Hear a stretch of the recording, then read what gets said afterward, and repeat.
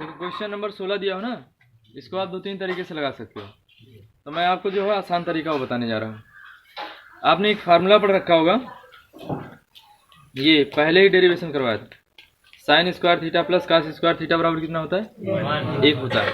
Sign square theta plus cos square theta बराबर। हाँ, इसकी कंडीशन ये होती, यहाँ पे अगर जो रहे, यहाँ पे थीटा है तो यहाँ भी थीटा होना चाहिए। जैसे मैं ऐसे लिख दूं, sine square A plus cos square ए, तो क्या इसका मान 1 होगा? जी हाँ, बिल्कुल 1 होगा। क्यों होगा?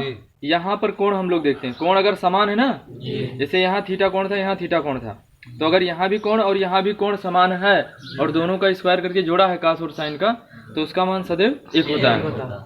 कहीं ऐसे भी लिख दिया उसने, साइन स्क्वायर 45 अंश प्लस कास स्क्वायर 45 अंश। देखो थीटा बराबर है, यहाँ 45 यहाँ 45, तो उसका मान क्या होगा? 1 होगा। लेकिन कहीं ऐसे लिख दिया साइन 60 अंश और कास स्क्वायर 45 अंश, तो क्या इसका मान 1 होगा? ये बिल्कुल नहीं 1 होगा। क्यों?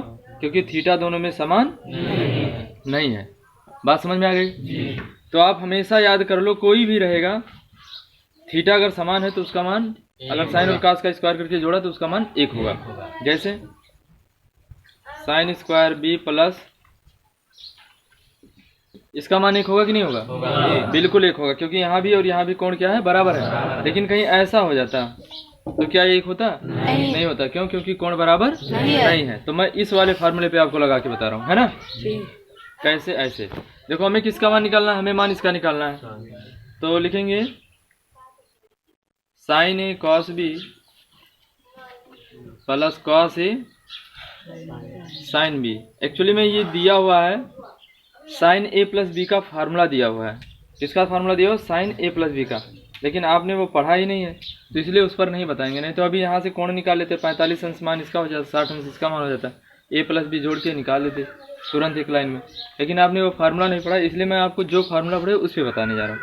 तो साइन ए का मान पता है, कास ए का मान पता है, साइन बी का मान पता है, लेकिन हमें चाहिए क्या? साइन ए चाहिए।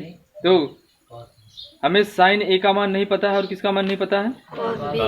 लेकिन पता किसका है? कॉस ए का पता है, और तो ये वाला तो पता है यार, लेकिन ये वाला पार्ट हमें पता नहीं।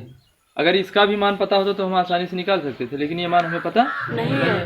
तो जिसका मान पता नहीं होता उसको पहले पता करो, है ना? कहते नहीं लापता है तो पहले क्या करो? पता करो। तो साइन ए का मान नहीं पता है, तो हमने इस साइन ए को हम क्या करेंगे? अब कॉस में बना देंगे। किस में बनाएंगे? साइन ए को अगर हम कॉस ए में बना दे तो हमें तुरंत पता चल जाएगा। क्यों? क्योंकि हमने पढ़ रखा है यार कि कॉस ए या कॉस ए हमें दिया है, कोई दिक्कत नहीं होगी। कैसे? देखो इसे देखेंगे, चूंकि यहाँ पे लिख दे रहा हूँ, साइन ए को इतना लिख दे रहा हूँ मैं, 1 माइनस कास स्क्वायर ए। साइन ए को मैं क्या लिख दिया? 1 माइनस कास स्क्वायर ए। कैसे? ऐसे देखो, साइन स्क्वायर ए, चूंकि sine square A plus cos square ए बराबर क्या है? 1। देखो, हमें किसका मान पता है? हमें कास का मान पता है, लेकिन साइन का मान नहीं पता। तो जिसका मान पता है उसको इधर रहने दो। तो क्या हो जाएगा? कास, साइन का मान तो पता करना है, तो जिसका मान पता करना है उसको इधर रहने दो। इसको लिख सकते हो 1 माइनस, लिख सकते हो नहीं लिख सकते हो? बोलो भाई। यहाँ पे देखो, हमें यार कॉस का मान पता है ना, साइन का तो पता नहीं है, तो हमें किसका मान चाहिए? साइन का मान चाहिए और कॉस बी का मान चाहिए, यही तो चाहिए। तो साइन का मान कैसे निकालेंगे? साइन को इधर रहने देंगे, कॉस को उठा के उधर कर देंगे, तो बनेगा साइन ए बराबर वर्ग है, उधर जाएगा तो क्या हो जाएगा? समझ में आ गई कि नहीं आया? तो इसीलिए मैं साइन ए की जगह पर क्या लिख सकता हूँ? 1 माइनस कास स्क्वायर ए। क्यों? क्योंकि कास ए का मान हमें पता है। क्लियर? अच्छा, इस पे आ जाओ। अब कॉस बी का भी मान नहीं पता है, तो कॉस बी का मान कैसे निकालोगे? इंटू अंडर रूट 1 माइनस,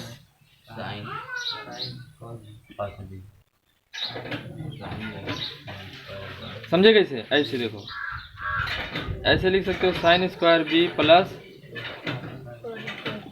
कितना होता है? मान किसका निकालना है? कॉस का। तो हमें करना क्या? जो पता नहीं उसका मान हम लोग क्या करेंगे? निकालेंगे। किसमें? जो पता होगा उसमें। यानी अज्ञात राशियों का मान निकालना हमें ज्ञात राशियों के पदों में। तो हमें पता क्या? देखो, हमें कॉस से पता है लेकिन साइन ए नहीं पता है, तो इसलिए हम साइन ए का मान निकाल लिए किसमें? कॉस के टर्म में। हमें कॉस साइन बी का मान पता है लेकिन कॉस बी का मान नहीं पता है, तो कॉस बी का मान हमने निकाले किसमें, साइन बी के टर्म में, और प्लस किसका चिन्ह, प्लस का। अच्छा यहाँ से देखो कॉस बी का मान निकाला हमने कैसे, देखो 1 माइनस, समझे कैसे जी? ये भाई प्लस में उधर गया था माइनस, और वर्ग उधर जाएगा तो क्या हो जाएगा, अब समझ में। तो हम लोग कास बी की जगह पर क्या लिख सकते हैं, under root 1 minus sine square B, इसीलिए हमने कास की जगह पर क्या लिख दिया, under root 1 minus sine square. अब इसका मान निकालें जी। अरे भैया इसका क्यों निकाले, क्योंकि कास ही तो पता है ना, साइन बी का मान निकालें जी। क्यों निकालेंगे जब उसका मान पता है, तो इसको वैसे रहने दो। तो यहाँ लिखेंगे cos A into sine B, समझ में आ गया। हम इसकी जगह पर इतना लिख सकते हैं और इसकी जगह पर इतना लिख सकते हैं। अब ध्यान दो, देखो कॉस ए का मान पता है ना, कॉस ए का मान कितना है, 1/√, तो लिखो 1/√2, और वर्ग है तो क्या करेंगे, वर्ग लगा देंगे, है ना। गुणे का चिन्ह है, गुणा लगा दो। 1 माइनस साइन स्क्वायर बी, तो साइन बी की जगह पर कितना, और स्क्वायर है तो स्क्वायर, देखो यहाँ स्क्वायर है ना जी। तो साइन बी का मान रख दिया, स्क्वायर था स्क्वायर लगा दिया, प्लस कॉस ए का मान कितना है, और साइन बी का मान अंडर रूट 3/2। अब इसी को सॉल्व करो आप। अब इसका देखो वर्ग करोगे ना, जब भी वर्ग करोगे तो रूट जो होता है वो क्या होता है, हट जाता है। तो बचेगा कितना, 1 माइनस का 1/2 इंटू गुणे 4, समझे कैसे।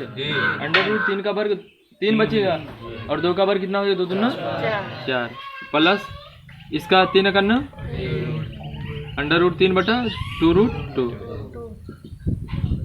सॉल्व कर लो। 2 करना 2, और 2 में से 1 घटेगा तो बचेगा कितना, 1/√1/2 बचेगा, यही तो बचेगा। फिर 4 करना, 4 में से 3, 1/4 प्लस √3/2√। देखो 1 का तो वर्गमूल निकल जाएगा लेकिन 2 का वर्गमूल नहीं निकलेगा। बहुत लोग वर्गमूल नहीं निकाल पा रहे हो, है ना, अभी वो भी बताते हैं। तो 1 का वर्गमूल निकल गया लेकिन 2 का नहीं निकला, तो 1 कितना हो जाएगा, अंडर रूट और गुणे, तो 1 का वर्गमूल 1 हो जाएगा और 4 का वर्गमूल 2, प्लस अंडर रूट 3/2√2। अब देखो हर बराबर है ना, मतलब इसका इसमें गुणा हो जाएगा, तो 1/2√2 प्लस अंडर रूट 3/2। समझ में आ गया ना। यहाँ लिख दूं मैं एक लाइन जो बचा हुआ है, देखो हर बराबर है ना, तो अंश क्या होगा, देखो वही आंसर आया कि नहीं आया जो पहले आया था। तो हमें इसमें त्रिभुज भी नहीं बनाना पड़ा, इसका आंसर वैसे आ गया, कोई दिक्कत नहीं। समझ में आया जी, काट दिया। देखो बहुत बढ़िया सवाल दिया, जैसे लिखा tan theta plus cot theta बराबर 2, तो tan square theta plus cot square theta का मान ज्ञात करो। इसमें यही नहीं पता है करना क्या है ना, मिस्ट्री है इस क्वेश्चन में, समझ लो रहस्य छिपा हुआ है। अब थोड़ा सा हम फ्लैशबैक में जाते हैं पीछे, जो हम लोगों ने पढ़ रखा कक्षा 8 में। एक सवाल हम लोग पढ़ते थे, हम लोग a प्लस बी का होल स्क्वायर पढ़ते थे कि नहीं पढ़ते थे। ये क्या होता था, a square plus B square होता था कि नहीं होता था। तो वैसे इसमें दिया है a प्लस बी बराबर समझ लो दिया हुआ है 2, और आपसे मान किसका निकलवा रहा है, a square plus B square का मान निकलवा रहा है, यही तो दिया है ना। a प्लस बी, ए की जगह पर tan मान लो, बी की जगह पर cot मान लो, तो इसका मतलब a प्लस बी दे दिया है 2, तो कह दिया आपसे a स्क्वायर और बी स्क्वायर का मान निकालो। तो कैसे निकालेंगे a स्क्वायर और बी स्क्वायर का मान, हमें इसी का तो मान निकालना है, तो हम इसको उठा के इधर ले आएंगे, तो ये a प्लस बी का होल स्क्वायर माइनस 2ab बराबर क्या बनेगा, a स्क्वायर प्लस बने ही नहीं बनेगा। आपने पढ़ रखा होगा a प्लस बी का होल स्क्वायर बराबर a square plus B square plus 2ab, minus नहीं यार, प्लस वाले में प्लस होता है, प्लस 2ab। इसको उठा के इधर ले आओ, प्लस में था इधर आया तो, क्योंकि हमें मान चूंकि इसी का निकालना था, तो इसका मान निकालना था, तो इसलिए उसको उठा के इधर ले आए, कोई दिक्कत नहीं। समझ में आ गया ना जी। तो सेम कंडीशन इसमें करना है आपको, कैसे, ऐसे देखो दिया क्या है, जो दिया उसको लिख लो, tan थीटा प्लस का कॉट थीटा बराबर कितना दिया हुआ? 2 दिया हुआ है। दिया हुआ कि नहीं दिया हुआ? अब हमें मान किसका निकालना है? इसका मान निकालना है। अब हम क्या करेंगे? दोनों पक्षों का वर्ग कर देंगे। क्यों करेंगे? ताकि हमें tan square theta plus cot square theta मिल जाए, है ना? मिलेगा ही नहीं मिलेगा? जैसे आप दोनों पक्षों का वर्ग करोगे आपको मिल जाएगा। तो लिखेंगे दोनों पक्षों का वर्ग करने पर दोनों पक्षों का। अच्छा, एक तरीका और भी इसको लगाने का, पहले एक वाला बता दे रहे ना। दोनों पक्षों का वर्ग करने पर तो tan थीटा प्लस, कभी भी वर्ग होता ना तो वर्ग नहीं होता कि tan square theta plus cot square theta. तो जब भी दोनों पक्षों का वर्ग करते हैं तो होल स्क्वायर होता है। क्या होता है? Whole square. ये चीज दिमाग में रखना होगा। कभी भी वर्ग करते हैं ना तो क्या बनता है? होल स्क्वायर बनता है। तो ये बन जाएगा 2 का होल स्क्वायर। अब इसका होल स्क्वायर करोगे क्या हो जाएगा? a square plus 2 tan theta into cot theta बराबर क्या हो जाएगा? बराबर क्या हो जाएगा? 4। समझ में आया कि नहीं आया? तो ये बना क्या? tan square theta plus 2 tan theta. और कॉट थीटा को क्या लिख सकते हो? अभी बताया था कॉट और इसमें tan में जो संबंध होता है वो व्युत्क्रम का होता है, उल्टा होता है कि कॉट थीटा बराबर हमारा क्या होता है? 1/tan।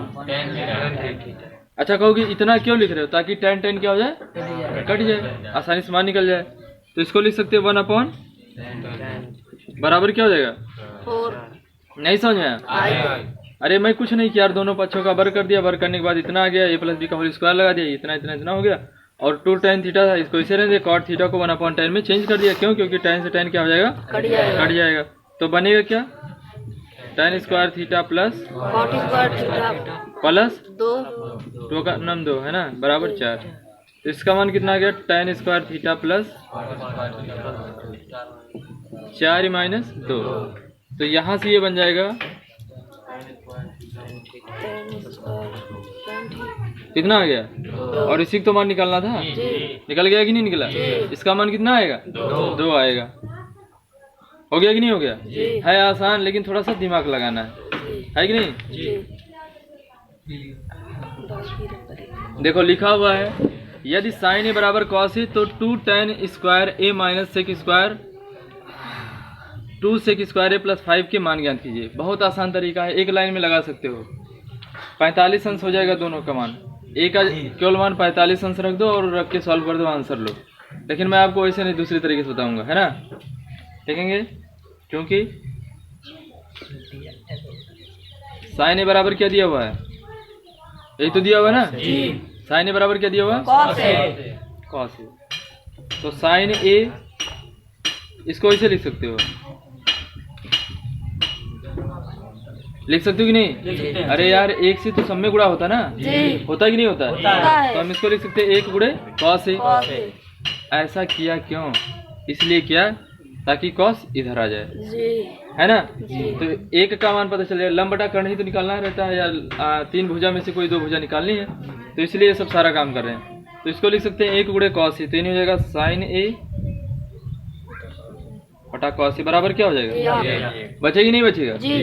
सबको समझ में आ गया? तो साइन बटा कॉस क्या होता है? tan। नहीं समझ में आया? अरे यार, साइन ए बटा कॉस ए बराबर क्या होता है? सिंपल तो है। पहले 1 से गुणा कर दिया, कॉस को इधर ले आया, अब साइन बटा कॉस में चेंज कर दिया। अब बना लो यार ट्रायंगल अपना। हो गया काम ना? ए तो इसका बटा 1 है, तो 1 का बटा कुछ नहीं दिया तो उसको 1 मान सकते हो। तो tan थीटा बराबर क्या होता है? लंब बटा आधार होता है। तो लंब बटा क्या हो जाएगा? हो जाएगी नहीं हो जाएगा? समझ में आ गया? तो लिखेंगे समकोण त्रिभुज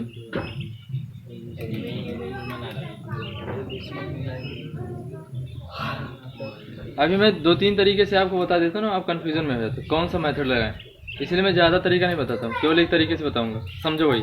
अब देखो त्रिभुज वाला ही सब कुछ निकाल लें। उस क्वेश्चन में थोड़ा सा समस्या आ रहा था, इसलिए दूसरे तरीके से बता दिया, है ना? त्रिभुज बन ही नहीं रहा था।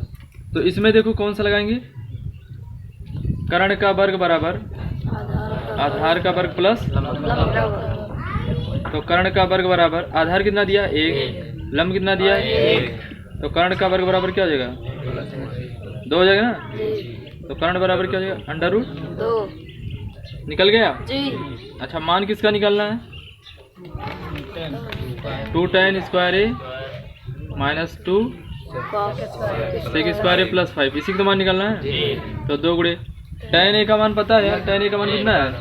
1 है, तो 1 का वर्ग माइनस 2 tan का मान तो पता है ना 1, तो 1 का है तो 1 का वर्ग कर दो। 2 सेक स्क्वायर, तो सेक क्या होता है? कर्ण बटा, ये तो होता है कर्ण बटा।